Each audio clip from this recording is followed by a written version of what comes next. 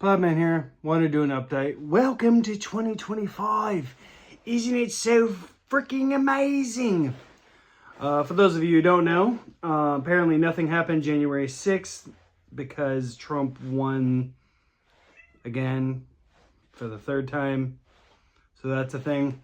I guess this time he won the popular vote, so a bunch of liberals were like, oh, hey, it's fine.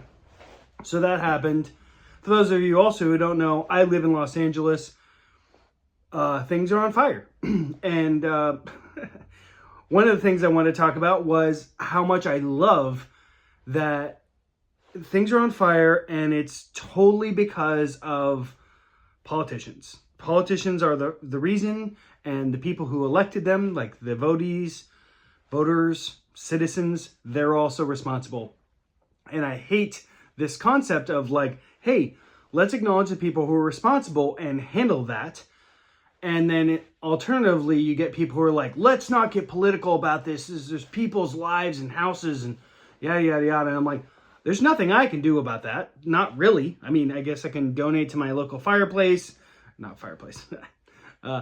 station and whatnot, and like volunteer my time and stuff like that. I can do that, but that doesn't solve the actual, like the reason for the issue. And the reason for the issue is the politicians that we keep voting for that keep persisting. So if you want a problem to persist, keep doing exactly what you're doing. And this is the problem I have, is they're like, oh yeah, this is great. Like, you know, we just need to get together, and then they'll continue voting exactly the same. And it's like, well, so you didn't learn anything. Like, you don't understand why, what's going on. I understand the reason and the rhyme and the thought process, because if like there's something really serious, which this is, then you don't want to just immediately get political. What cracks me up is that every time there's like a school shooting or any serious event, like especially involving guns, immediately the Democrats and the liberals jump to gun control, gun control, gun control, and never talk about the red herring in the room or the big elephant in the room, which is like, hey, what about drugs? Like, what about the pharmaceutical drugs that every single shooter has been on? Like, pretty much, I think, except for maybe the Vegas shooter, but I don't know. But they don't release that data, but it's known. They don't, so that's never talked about. And this is my problem, is that people need to read Atlas Shrugged.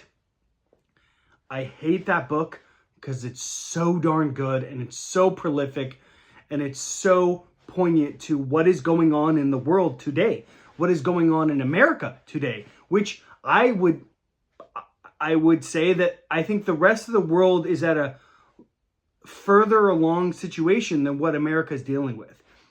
And if America falls the way of Europe and the rest of the world, then we're kind of doomed for another couple thousand years.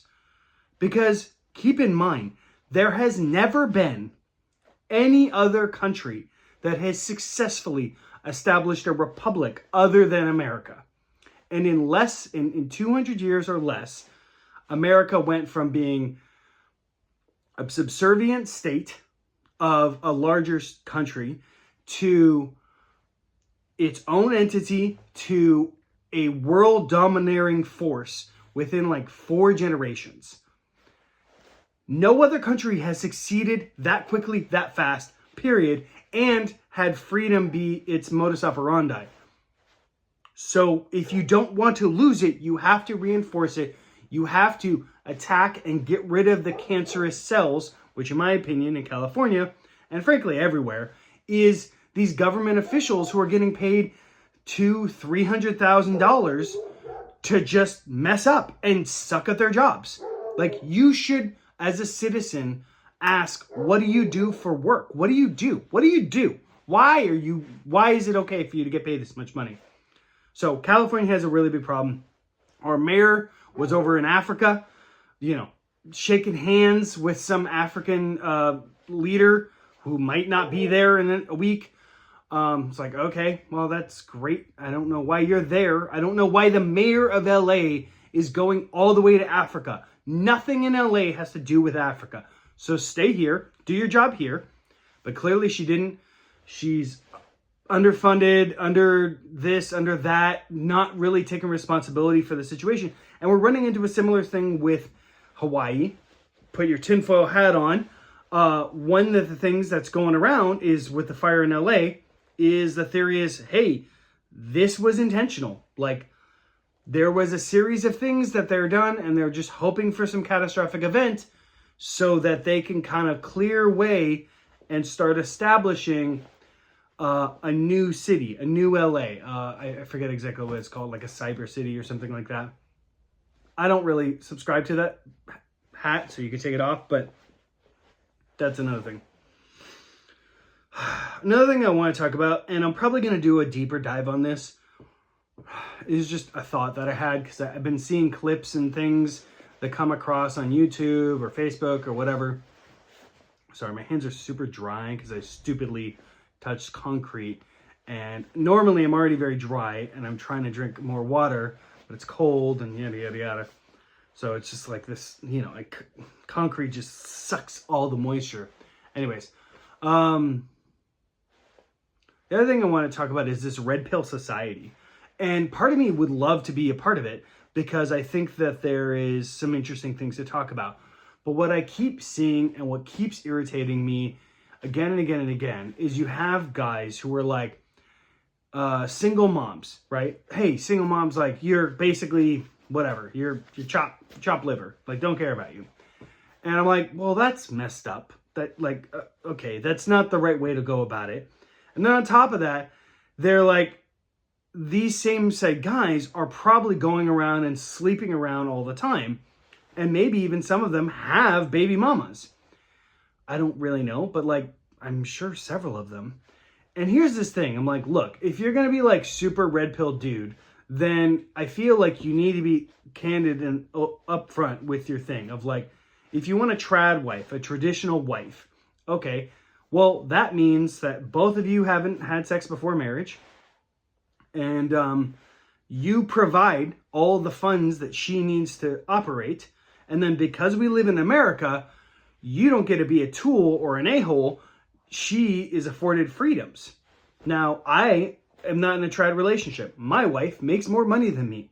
So it is my job and my goal to be able to make enough money that my wife doesn't have to work.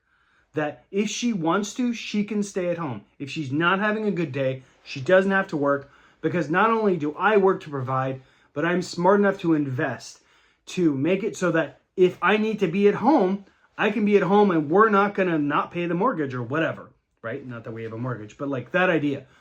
So that's my job. And if anything, her job, her partial responsibility is to help facilitate and help me get towards that. And my wife is trying, and I'm stubborn and it's difficult, whatever. We're working on it. But that's kind of the thing. And I get that that's not as volatile or as crazy as what some of these like podcasters, these red pillars want to talk about. They're like, no, they like to just kind of belittle women and make them less and less and less. And the one I was particularly listening to is a black guy and a black chick. And they're doing this thing. I don't know what the podcast was. It was just a clip. But it was irritating to me because on one hand, the woman thinks she's like a high value woman, and you get a lot of this stuff with, you know, the whatever podcast, and it's literally called whatever podcast. Anyways, where they bring on these women who conceive of themselves as extremely high valuable women, and they feel like the type of guy that they're going for is a guy who makes $1 million a year or more, right? And you see a lot of these type of things. And that in and of itself is a separate problem where there are women out there who have this viewpoint that they can go and find that guy, and not realizing that this, you know, 666, like makes six figures, is above 6 foot tall and has a six pack. Those guys are really the exception to the rule. They're like 1% of the population. They're talking about like, I want to marry Ryan Gosling or Ryan Reynolds or this or this. It's like they're talking about either athletes or celebrities or actors or like famous people. That's kind of their bracket. And it's like, okay, that's like less than 1% of the male population.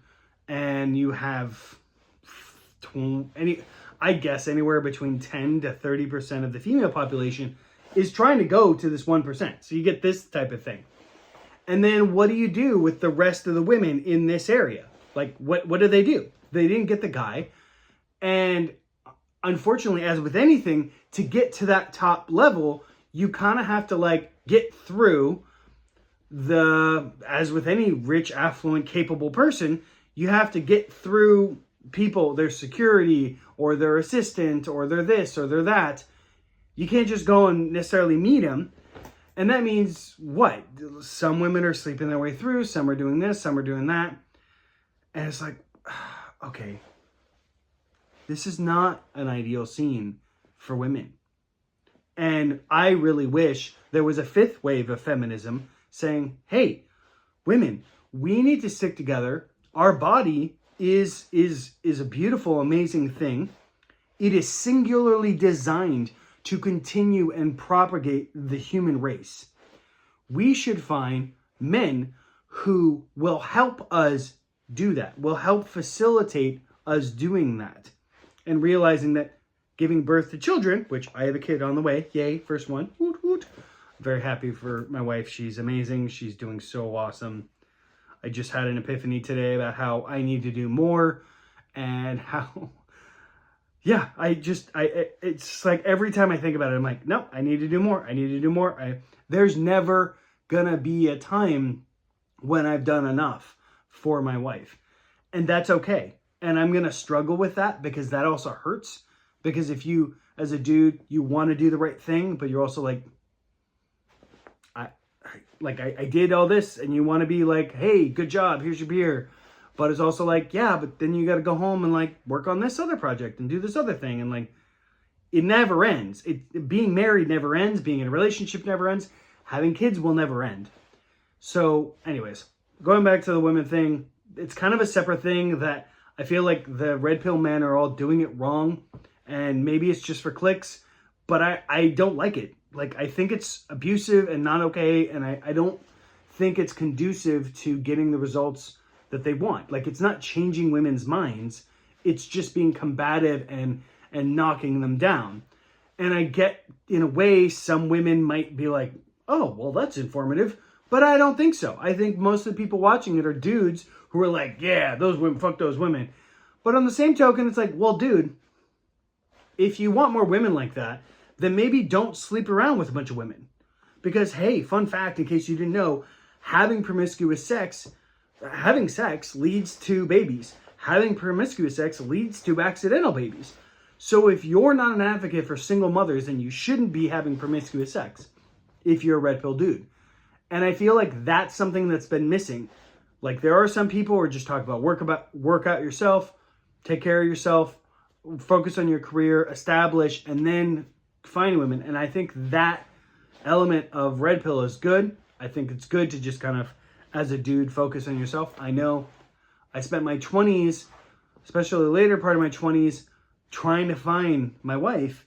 And I feel like that time would have been way better spent just focusing on my career, and I would be in a much different place than I am now. But I didn't. I was like dead set. I'm like, no, I want to find this woman and grow. And it took a while. I mean, it took me 10 years to find her. And I won't get that time back. So I wasted that time. Oh, well, it is what it is. We move forward. It's fine. But that's kind of all I wanted to say is fires in LA and this red pill phenomena are just like bananas. I'm looking forward to see what Trump's going to do. And yeah, things are going to be good. I do have other stuff to do. I'm only doing one video today. I'm going to do more and I'll do better lighting. I'm sorry, guys. I was just going to make a quick video. I love you all. Plaid Man out. Happy 2025. Hope you had a good celebration, not too much. And I'll talk to you all soon. Plaid Man out. Bye-bye.